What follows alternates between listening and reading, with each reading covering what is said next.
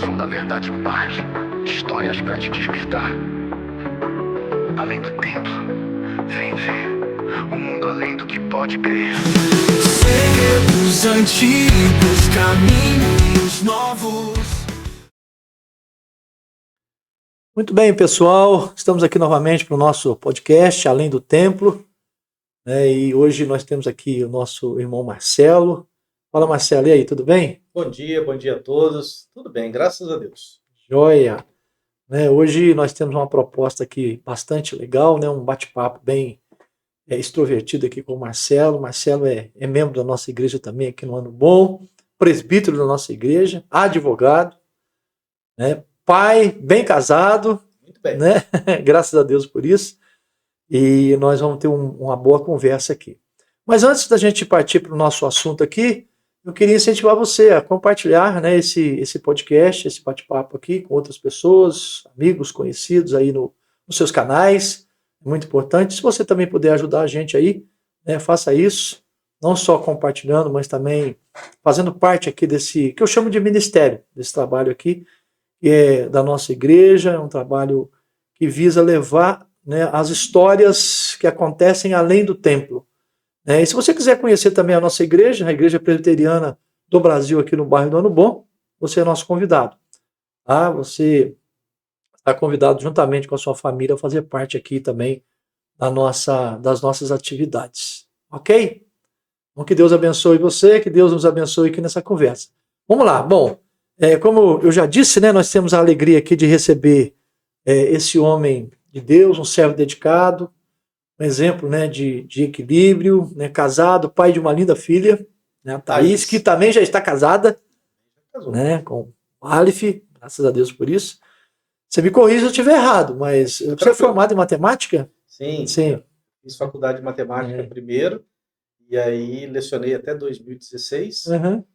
e aí paralelo me formei em Direito em 2011, né? Uhum. E aí, enquanto deu para conciliar as duas profissões, eu fui. Em 2016, já não consegui mais conciliar, e aí eu abandonei a sala de aula e fiquei só no escritório de advocacia. Teve que optar por uma outra, né, que dá mais dinheiro. Foi mais ou menos isso mesmo, porque o que eu ganhava na sala de aula, Uhum. eu tinha que pagar uma outra pessoa dentro do escritório para poder fazer o mesmo que eu fazia. Sim. Aí não justifica, né? Você tá fora, eu mesmo saí e fui cuidar do meu negócio. Ah, muito bem. Como eu disse aqui, o Marcelo é membro da nossa igreja aqui, no bairro do Ano Bom, em Barra Mansa, mas ele também é presbítero da igreja, né, e tem desenvolvido aqui um bom trabalho, né, na liderança da igreja, juntamente comigo, como pastor aqui, e tem demonstrado aí uma boa dinâmica de trabalho, como professor também da escola dominical. Nós vamos estar falando sobre isso. Então é com muita alegria que nós recebemos você aqui, viu, Marcelo? Que Deus abençoe sua vida ricamente. Eu que agradeço o convite aí, esse trabalho pioneiro, né? Bonito. Pelo menos aqui na nossa igreja, né? Sim. Espero que realmente o trabalho frutifique e possa alcançar muitas pessoas aí com esse ministério.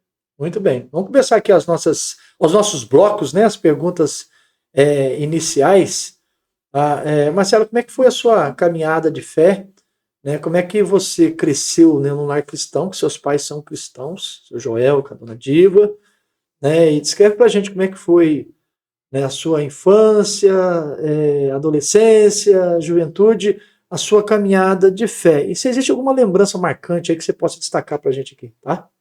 Na minha vida, assim, graças a Deus, a gente tem o privilégio de ter nascido num lar cristão.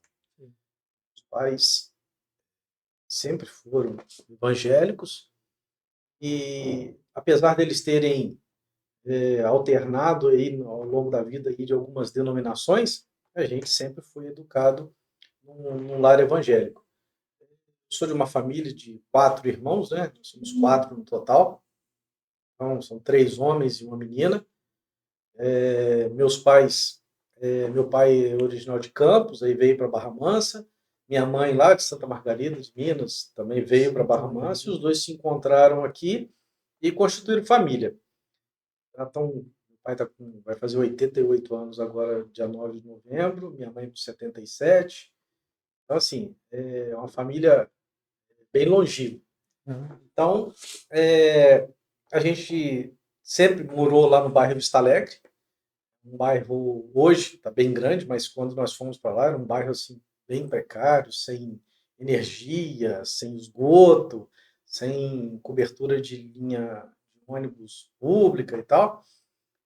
Mas mesmo assim, a gente, com todas as dificuldades, a gente frequentava a igreja.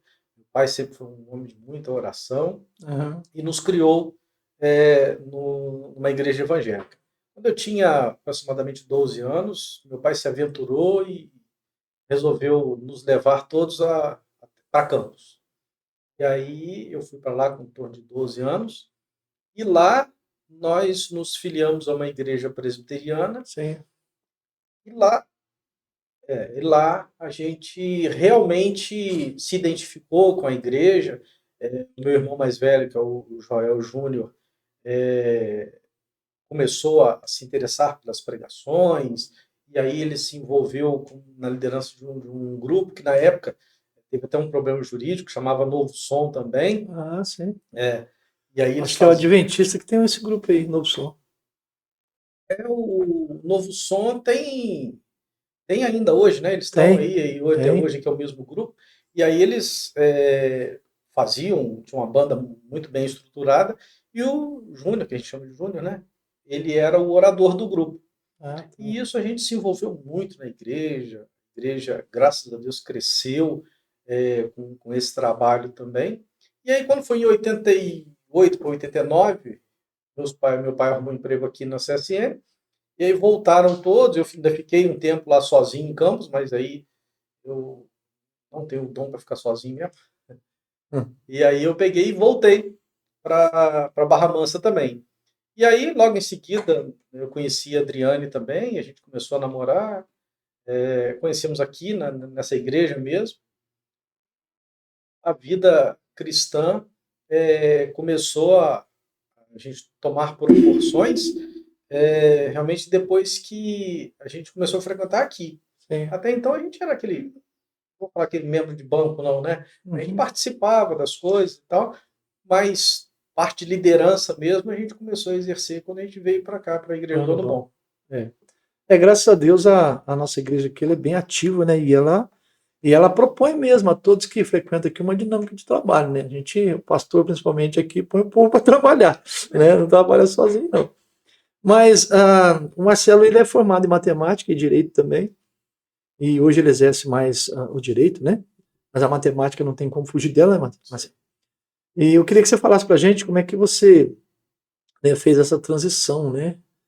Da matemática para o direito.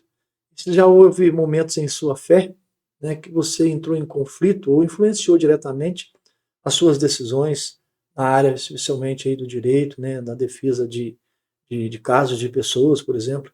Fala para a gente a respeito disso, por favor. Meus pais tiveram pouco estudo, né? Então, eu sou de uma época que meus pais incentivavam a gente não a estudar, mas sim a se preparar para trabalhar. Era comum isso, Era né? comum, né? Então, eu comecei a trabalhar muito cedo, com 12 anos aí, a gente já trabalhava, entregava pão, padaria, esse negócio todo. E eu fui fazer faculdade, estudar, eu já era casado, já era pai. Eu fui fazer a primeira faculdade, fiz faculdade de matemática. Uhum. E nesse período que eu estava fazendo faculdade de matemática, eu comecei a trabalhar na Secretaria de Saúde aqui em Barra Mansa. Certo. E aí eu comecei a ter contato com processos, coisas que eu nunca tive. E aí eu passei a me interessar por esse mundo, né? De despacho, folhas, requisições e tal, decisões em processos. Eu gostei disso, e é assim que eu terminei a faculdade de matemática, eu já comecei a fazer a faculdade de Direito. E aí, mas assim, é meio que conflitante, né? Porque a faculdade é ciências, a matemática é ciências exatas. Exato. Quando você migra para o direito, que é a ciência humana, as respostas. Eu lia um livro de matemática, eu procurava resolver um problema, eu achava a resposta. E quando você lê uma doutrina ou lê um livro de direito, você não acha a resposta, você acha um caminho para uma interpretação de um determinado caso. Entendi. E isso, para mim, no começo foi muito complicado. TDAH meu é forte, né? Então eu queria ler as coisas e eu queria achar a resposta. E no direito você não tem uma resposta exata, assim como você tem uma resposta de uma equação. E aí, mas graças a Deus a gente pegou, se identificou e eu comecei a trabalhar com o direito. Enquanto eu estava dando aula de matemática, hoje, para todos os professores aí, né, um desafio muito grande trabalhar com uma sociedade onde crianças e adolescentes são praticamente os líderes das casas. É, Né? A educação está muito diferente daquela que eu recebi. Então, isso às vezes é muito conflitante, principalmente nessa época de transição. Você tem um professor que foi educado dessa forma e você tem alunos que estão sendo educados de formas é diferentes. complicado. As famílias estão transferindo para a escola a educação, sendo que a escola teria que ser tão somente um lugar de ensino de matérias, né, de formação e não de educação. E aí é muito conflitante isso. Eu tive vários embates com alunos, e assim, não vai ser em um encontro, 2, 3 vezes por semana, que você vai conseguir educar um Não, filho que todos os dias tem a doutrina em casa. eu falo que, na verdade, é injusta essa relação, né? Porque o tempo de família hoje com as crianças, né, adolescentes, é bem menor. Então a influência externa é muito grande, né? E essa inversão de valores, de papéis também, isso prejudica bastante. Mas como é que você consegue equilibrar o seu trabalho, família, a igreja também, né? Como é que você consegue equilibrar todo esse trabalho aí? E como é que a sua fé tem ajudado nesse processo, Marcelo? Fala pra gente um pouquinho. Só retomando um pouquinho aqui, eu falei, você me perguntou como é que era a fé no trabalho, Ah, né? sim. É um desafio muito grande para a gente, principalmente no direito, onde a gente não escuta os dois lados da verdade. Normalmente, quando chega alguém procurando o advogado, ele chega com o lado da verdade dele. E existe uma máxima no direito que existe a verdade de um lado, a Sim, verdade de um outro e a verdadeira verdade. entendi. A gente tem que achar o equilíbrio. Então, a gente escuta um lado da história. Então, muitas vezes as pessoas criticam até alguns advogados, por que você escreveu isso na peça? Você está defendendo o cara disso, está defendendo isso, daquilo, outro, mas na verdade a gente escuta um lado da verdade, que é a verdade do cliente, e com base nessas informações você faz uma tese de defesa, você faz um processo para poder defender aquilo que ele está querendo, que é o direito dele. E a nossa fé entra, acho que no sentido assim da ética cristã envolvida com a ética profissional. Não foram nenhum nem dois, mas foram vários casos de pessoas que nos procuraram. Quando eu falo no plural é porque eu tenho mais 2 outros sócios, né? Aham, Então, que não são evangélicos. Mas a gente tenta preservar, inclusive passar essa ideia para eles, sim. essa ideia de justiça, mas não uma justiça humana, uma justiça divina também. Porque as pessoas procuram a gente e a gente não sabe qual é a verdadeira verdade. E a gente tem que, dentro de uma ética cristã e uma ética profissional, saber dizer não. Quando a gente identifica, e eu vou citar um exemplo aqui sem falar nomes, né? De uma pessoa que me procurou porque teve um caso assim assado do filho que se envolveu numa briga e o filho foi agredido e aquele negócio todo. E eu, por acaso, conhecia a história, porque a história é lá do bairro da Vista Alegre, perto da minha mãe, Aham, aconteceu. E eu sabia que a história não era aquela que ela me contou. entendi. E eu, com muito cuidado, né, a gente pega e rejeita o caso. Olha, não dá. Às vezes a gente tem que ser até muito franco. Falar, olha, acredito que a história não é assim, a história não foi com essa verdade que você está me falando, então eu vou declinar e eu não vou aceitar, não. Quando a verdade ela não aparece, às vezes o direito é banalizado, né? Porque aí o direito acaba pendendo pro o errado, né? Isso é muito complicado. A gente vive hoje um momento assim, o STF, por exemplo, nunca teve um papel tão, vamos dizer, nunca foi Contundente. ou tão protagonista nas decisões. Aham, Ele já está legislando, já está executando, já está fazendo uma série de coisas e até os nossos olhos aqui embaixo, né? A gente fala embaixo por causa da hierarquia, né? A gente entende também que algumas decisões não caberiam ao STF e isso vai descredibilizando a própria justiça. né, de algumas decisões que todo mundo seguia naquilo que a televisão mostra, né? Decisão errada. Mas, apesar disso tudo, nós temos bons juízes, nós temos juízes comprometidos com a verdade, juízes que são evangélicos. Uhum. Ai de nós se não fosse a justiça. Ainda temos alguém a recorrer. Entendi. Tem problema? Tem um monte de problema. Mas a gente não pode perder a esperança na justiça humana também, que toda autoridade é constituída pelo próprio Deus. A questão que eu vejo, Marcelo, acho que se resume numa palavra, né, que hoje está bem assim, enfraquecida, né? Enfraquecida não, fortalecida pelas atitudes, que é a ganância, né? Sim. Então as pessoas têm muita ganância. Então, e aí isso acaba interferindo bastante. Mas, enfim, como é que nasceu o seu chamado, né, para ser presbítero da igreja, apesar de ter uma vida tão ativa, né? Professor, hoje advogado, né? E você se tornou presbítero da igreja depois de assumir a função de advogado, né, lá fora.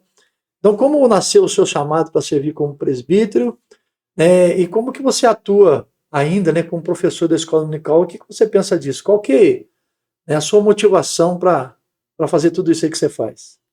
Então, o presbiterato assim, já bateu na minha porta várias vezes, né? É verdade. Sou Várias, testemunha de uma parte dela, tá?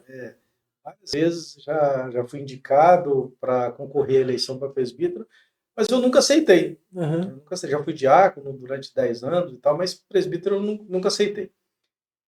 Até pelo meu temperamento. Eu me acho muito polêmico, às vezes falo, depois acaba ofendendo algumas pessoas pelo tom, o jeito de falar, e eu sempre achei que isso fosse prejudicar o ambiente do conselho.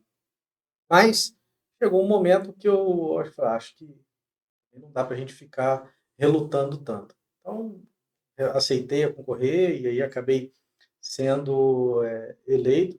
E, assim, tem sido uma experiência muito boa.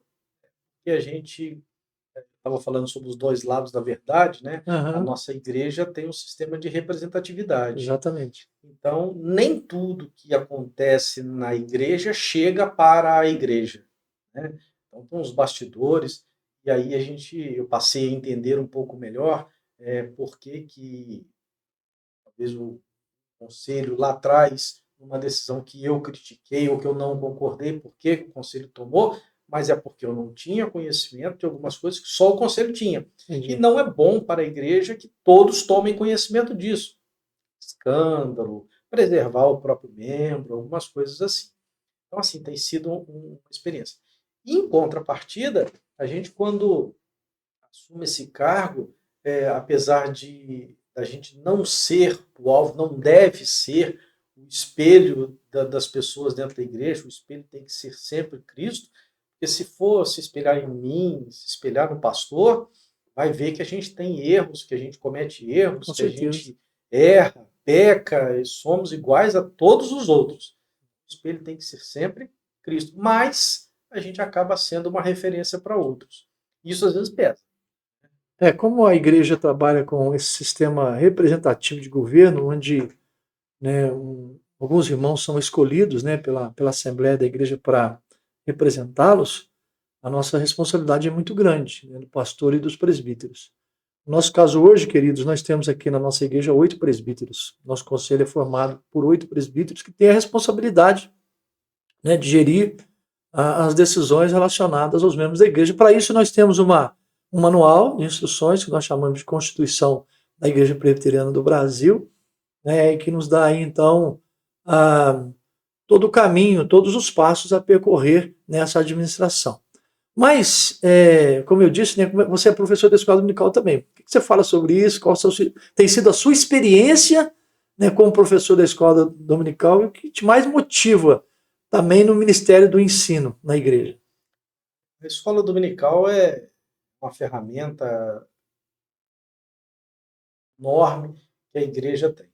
A igreja presbiteriana tem a fama dos seus membros ou da igreja serem estudiosos, Com certeza. né? Mas a gente que está aqui dentro, a gente vê que a gente poderia ser muito mais. Com certeza, né? também. Poderia ser muito mais. Mas eu já lecionei para a classe de jovens e o desafio é que hoje eu leciono para a classe de adultos. Lecionar para a classe de adultos tem dois desafios. Primeiro que você tem adultos jovens na fé. Aham. E você tem adultos muito experientes na fé. Então você tem Verdade. você tem esses dois, e pessoas que sabem muito da Bíblia, já ouviram durante a vida inteira. Isso Exige mais, né? sobrecarrega a nossa responsabilidade. Sim. Mas tem sido uma experiência muito boa para estudar, né? Principalmente de conhecimento. A gente está falando hoje na escola dominical sobre os profetas menores. Eu nunca tinha feito um estudo sistemático dos profetas menores. E hoje, com a visão eu acabo tendo que estudar e aprender, porque a gente só consegue passar aquilo que a gente sabe. Sim, com Senão a certeza. gente só vai ler, né? Então, quando a gente estuda, a gente aprende mais do que os próprios alunos. Então, assim, tem sido uma experiência muito bacana, eu tenho gostado muito de poder lecionar para os adultos. E o que a gente sempre aponta, Marcelo, é que aprende mais quem ensina, né? Exatamente. Então, para poder ensinar essas pessoas experientes, que já passaram por toda uma caminhada aí na fé, e com muitas experiências, né, de vida, realmente precisa se esforçar, se preparar bem, porque senão, meu amigo, E as perguntas, né, são muito mais profundas do que uma classe de jovens, né? E eu procuro sempre trazer algumas curiosidades. Hoje a gente tem algumas curiosidades, né? Hoje a gente tem a nosso favor uma série de tecnologia que nos permite fazer consultas, sim, perguntar e tal, facilita. para a própria inteligência artificial, algumas curiosidades que às vezes no material que você está estudando não tem, e que isso, às vezes, o antigo na fé, ninguém nunca levantou isso para ele, tipo Aham. assim, o contexto histórico, como é que estava, o contexto político, como é que estava no momento, em que momento que o evangelista, não, o profeta, Profeta. pegou e escreveu, por que que ele escreveu aquilo, algumas curiosidades que há alguns anos atrás você não tinha essa facilidade. Então, Entendi. assim, eu sou muito a favor de usar a tecnologia a favor. Eu não acho que a inteligência artificial mesmo veio para dominar o mundo, que vai tomar essas coisas que é o anticristo. Eu não acredito que seja. Talvez seja aí o primeiro caminho. Não é o tema do nosso debate hoje, mas eu sou muito a favor de usar a Não, mas eu acho tecnologia a que favor. é importante a gente falar sobre isso, porque a tecnologia hoje faz parte da nossa vida. Nós que ensinamos, por exemplo, na igreja e ensinamos aí também em outras áreas. Então, assim, eu também não acho mal em si, desde que você saiba usar, né? Exato. E não fique também escravo dessa questão. Mas eu acho que, assim, hoje está muito fácil. Eu tenho um programa, por exemplo, no meu computador que chama Logos. Cara, todos os livros que eu tenho na minha biblioteca aqui, que não são poucos, não fazem nem fichinha perto do que eu tenho lá. São milhares de comentários, né, de livros. Eu tenho, por exemplo, nesse programa chamado Logos, toda a coleção de comentários do reverendo Hernando Dias Lopes e outros comentaristas ainda afamados aí, né, na história da igreja. Por que não fazer uso desse recurso, né? E mais ainda, a inteligência artificial, eu acho que ela veio para somar na área da educação, do ensino, e também aí, no seu caso, né, como advogado, os processos jurídicos, que é uma ferramenta essencial, né? Hoje. Facilita muito. Então, ela veio realmente para ajudar. E ao contrário do que muita gente fala, né? Quando surgiu a internet, em 1995, que ela chegou no Brasil, isso é do diabo, isso é assim, é assado. Logo em seguida, a gente teve as ferramentas de pesquisa, que a que mais se viralizou aí foi o Google. Como é que é isso? Tem tudo lá, você pergunta. Então, a inteligência artificial nada mais é do que o Google aperfeiçoado. Porque você consegue interagir com essa inteligência e ela faz o serviço braçal para aquilo que você vai pesquisar, aquilo que você vai ver, ela faz isso para você porque ela tem isso na própria mente ali. Eu também sou a favor, tem que usar. E assim, facilita muito, de fato, o meio de campo. Por exemplo, eu faço as orações matinais, né? E essas orações exigem uma capa, né, que eu não estava fazendo. Eu tinha parado porque dá um trabalho. Eu entrava no Canva, você tinha que procurar uma imagem, você tinha que digitar o título, Agora eu peço para a inteligência artificial fazer para mim, do jeito que eu quero. Em questão de pouquíssimos minutos, ela formata ali uma imagem, né? Eu só vejo se está adequado e isso facilita e muito o trabalho, especialmente de edição, né? Agora, por exemplo, aqui nesse podcast também, facilita muito o meio de campo, ajuda bastante. É claro que não substitui esse bate-papo que nós estamos tendo aqui, né? Isso não tem como sair fora. O importante de saber usar a inteligência artificial é, primeiro, saber pedir. Sim, Segundo, saber o que você quer. sim. E em terceiro, conferir tudo que ele te entrega. Isso é primordial. Uma coisa que é muito legal na inteligência artificial, você escreve um texto, por exemplo, eu não sou um profundo conhecedor da língua portuguesa, até porque eu Sim. fiz matemática, e que eles chamam de coesão e coerência na redação, Aham. às vezes eu não sou totalmente claro no texto. Então você pega o texto que você escreve e pede para você melhore o texto, e aí você tem que dar as informações, o texto é jurídico, o texto é evangélico e tal. E aí você pede essa informação, ele formata aquele texto ali, que dá uma coesão e uma coerência no texto que fica muito mais fácil de entender para quem está lendo. Sim, Isso é uma coisa que, para mim, é muito bom. Então, uma coisa interessante que você está falando aí, por exemplo, na formulação de uma mensagem, quando você vai, no caso pastoral, né? Você vai fazer um sermão, você usa ali aquele processo chamado processo homilético, que é a formatação do sermão, né? Então, na hora de colocar a argumentação, às vezes vem dentro do assunto que você está tratando, na mensagem, baseado num texto bíblico, você precisa, de repente, criar dispositivos ali para chamar a atenção do seu público, com citações, né, com conteúdo contextual. E a inteligência artificial é muito interessante. Faz isso com muita Você propriedade. pede, por exemplo, eu queria saber o pensamento de João Calvino sobre tal assunto, né, de John Stott, né, me cite aí um pensamento de John Stott sobre o pecado, né, sobre a maledicência, né, sobre as virtudes, né, do fruto do Espírito. Ela te dá tudo ali. Isso facilita muito na hora de você trabalhar a mensagem.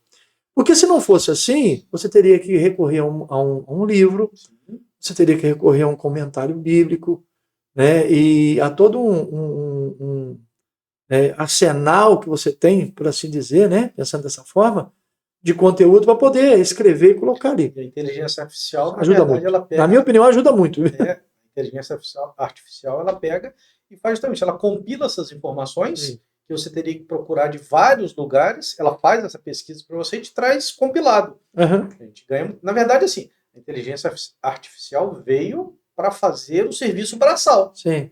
Não para pensar por você, mas para fazer o serviço braçal, e aí você lê, interpreta, altera, pede, conversa e tal, e o resultado nunca entregue sem ler o que ele te entregou. Quer ver um exemplo claro disso, só para fechar esse ponto aqui, né, desse assunto aí mais tecnológico. Nós estamos com a temática esse mês na nossa igreja, que é comunhão na esperança, né? Cada mês nós abordamos uma temática diferente dentro de um tema maior, que é a bênção de se viver em comunhão, né? Na vida em comunhão. Mas para domingo agora, né, eu sempre penso assim durante a semana, o que eu vou pregar no domingo? Então nesse próximo domingo me veio aquele pensamento, aquele ditado, né, que diz assim: a esperança é a última que morre. Né? Então, o texto bíblico lá de Coríntios 13 vai falar sobre a fé, o amor e a esperança. O maior desses é o amor. Mas fala sobre a esperança, a importância da esperança. Então, a minha mente já começa a trabalhar isso aí. Então, eu pego uma ajuda da inteligência artificial, do Google, né, dessa tecnologia que nós temos hoje, entro no Logos, já faço ali meu esboço, ali homilético também, né? E vou buscando informações para caminhar dentro desse pensamento, desse assunto. Isso é muito bom. Fica aí já um questionamento, né? Se entre a fé, a esperança e o amor, dentre eles o maior é o amor, sim, então a esperança não é a última que morre? Sim. Não sei. Já ficou a dica aí, né? Só a interrogação aí. Já ficou a dica. Marcelo, mas assim, uma questão aqui que a gente mudando um pouco o foco aí, tá? Fala pra gente algum momento de desafio na sua vida, na vida profissional, tá? Como professor passado, como advogado hoje, ou mesmo, quem sabe, uma experiência que você teve assim que marcou a sua vida na vida pessoal, familiar. Fala pra gente. Teve um momento muito difícil na nossa vida. Foi a época que a gente estava justamente lá em Campos, igual eu falei, que a gente morou. Não vou lembrar o ano certinho, foi 2008, Aham. 2005, até 2000. Não, 2000 nada. Voltei para cá em 89, então deve ter ido para lá em 81, 82, mais ou menos, foi nessa época aí Aham. que nós voltamos. Foi uma época muito difícil, porque meu pai resolveu ir para lá com a intenção de cuidar de umas terras que meu avô tinha lá de plantação de café. Entendi. E chegou lá e deu tudo errado, porque meu avô não queria ajuda. Achou que queria, mas não queria. Acho que ele Seu esqueceu, Joel é o. acho que ele esqueceu de perguntar para o meu avô se ele queria ajuda. Sim. E aí nós fomos para lá e financeiramente a coisa ficou muito complicada. Entendi. A gente teve época realmente de precisar de ajuda mesmo para fazer a manutenção da casa, porque estava faltando quase o que comer. Deus sempre foi justo, nunca deixou faltar. Aham. E nesse período, marcante, porque eu enxergo hoje coisas que eu não enxergava, o que eu passava na época, né? Era o sacrifício dos meus pais e eu sempre me emociono nisso, porque eles nunca deixaram a gente passar necessidade ou ver que a gente estava passando por esse período, mas eles sempre, eu tenho assim, hoje, né? Eu tenho hoje como, perdão, Vontade, eu Marcelo. tenho hoje como uma referência, porque hoje eu enxergo o que eles passaram, sabe? E esse momento, para mim, não é um momento triste. Eu tenho assim, uma referência de momentos muito bons que eu passava, mas porque eles preservavam a gente. A gente tinha muita dificuldade, mas mesmo assim, eu tenho momentos muito felizes que a gente passou lá nessa época. E o sacrifício que meus pais fizeram para a gente poder não enxergar o momento ruim que a gente estava passando. Graças a Deus, passamos bem, passamos por essa dificuldade e hoje, graças a Deus, estão todos criados, Sim. todos formados, todos nós viemos estudar depois, todo mundo fez faculdade, todo mundo casou, construiu família. Sim. Então, assim, a fé dos meus pais, né, é muito marcante para mim. Graças a Deus por isso, né? Gente, o Marcelo está trazendo aqui, né, a minha memória, eu que já conheço a família toda aí já tem um bom tempo, né, vários anos, e realmente o seu Joel, né, pessoa muito bacana mesmo, um irmão valoroso, a irmã Diva também, sua esposa. Os pais do Marcelo são vitoriosos, são vencedores, e dá para ver isso na vida de seus filhos, né? Joel, Marcelo, também o Márcio, né? O Márcio que agora está morando em Resende, né? O Márcio e a Gesana também. Então, e não somente pelos filhos, os netos também são maravilhosos. E um bisneto. E um bisneto? Sim. O José. Já tem um bisnetinho, né? O José. Então, assim, são pessoas maravilhosas, pessoas que têm realmente deixado uma marca muito grande, têm cooperado muito com o trabalho, especialmente na igreja. E louvado seja o nome do Senhor por isso, né? Aqui na igreja do Ano Bom nós tínhamos a figura de um presbítero que era tido como profeta chorão, né? Presbítero chorão. Agora tem outro, né? Que é o Marcelo. O Marcelo se emociona muito também, mas isso é importante, né? As lágrimas mostram o sentimento profundo, principalmente quando nós falamos dos nossos pais, né? Como o caso do seu Joel, da irmã Diva. Mas, Marcelo, para poder espairecer um pouco, né? O Marcelo ele tem o mesmo tempo de casado que eu e a Juliana. Somos aí 32 anos aí de casados. Aí casamos no mesmo ano. Mesmo dia. No mesmo dia. Né? Então, assim, fala um pouquinho da sua experiência de casamento, como é que foi, né? E até hoje como é que tá. Até para servir de exemplo, né, para os casais que estão, de repente, nos vendo aí. A Adriana também, irmãos, ela é professora da Escola Bíblica Dominical. Ela é presidente da nossa SAF local, Sociedade Auxiliadora Feminina. Ela está envolvida no presbitério, no sino, Uma mulher Presidente da Sinodal também. da Sinodal também, né? Então, muito envolvida. Ah, não é do presbitério, mas é Da Sinodal. na Sinodal. É, muito envolvida mesmo com o trabalho das mulheres, uma pessoa, né, maravilhosa que tem desempenhado um papel aí grandioso. Fala pra gente aí da sua história com ela, como é que foi. Sinta-se à vontade aí. Família é um tema assim que sempre me emociona e eu fico triste por enxergar a sociedade degradando a família, né? Mas a minha história com a Adriane é muito legal. Teve uma época, eu não lembro qual foi o ano, a Adriane fez até uma historinha no Instagram, e aí a turma falou, oh, faz o 2, porque ela começou a contar um mês antes da nossa aniversário de casamento, acho que foi quando a gente fez 30 anos de casados. E aí ela fez uma historinha, né? E aí ficou legal a peça. Mas a gente se conheceu aqui na igreja quando eu estava vindo de Campos para Barra Mansa e ela veio de Guaratinguetá para Barra Mansa. O seu Mário era capuz da Baixa lá na reserva da Aeronáutica. E aí veio para Barra Mansa e eu estava voltando também para cá. E a gente se conheceu, começou a namorar. E aí já desmanchou o namoro na época, depois voltou e tal. Faz parte do processo. Faz parte do processo, E aí, vamos deixar registrado aqui que ela pediu para voltar, tá? Viu aí, Adriane? Na hora que ela ouvir, ela fazendo, não conheço não. E aí, depois que a gente voltou, aí não demorou muito tempo, a gente casou. 2 anos depois, Deus nos abençoou com a filha, que é a Thaís. Sim. A Thaís é uma bênção na nossa vida, é a filha que todo pai queria ter. Sim. Pessoa maravilhosa. E ela, inclusive, vai fazer aniversário agora, domingo, né? Sim, tá chegando aí. E aí, com muito sacrifício também, nós pegamos, graças a Deus, demos estudo para a Thaís, ela conseguiu se formar na faculdade de medicina, hoje ela é médica. Já namorava o Aleph há algum tempo, e aí logo depois que ela se formou, 6 meses depois, eles se casaram, e hoje estão casados, graças a Deus, estão tocando a vida deles, e são realmente uma bênção na nossa família, em outras famílias. Toda quarta-feira a gente tem um estudo bíblico. Sim, ontem nós tivemos, né?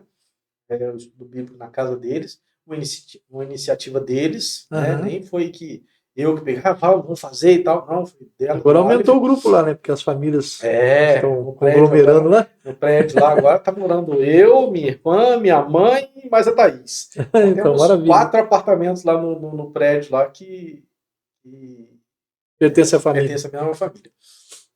E família para mim é isso, sabe? Família, as referências dos meus pais, né? Que são um exemplo de família. Essa questão da educação, de respeitar a vontade da criança, mas não dar a ele o poder de decisão.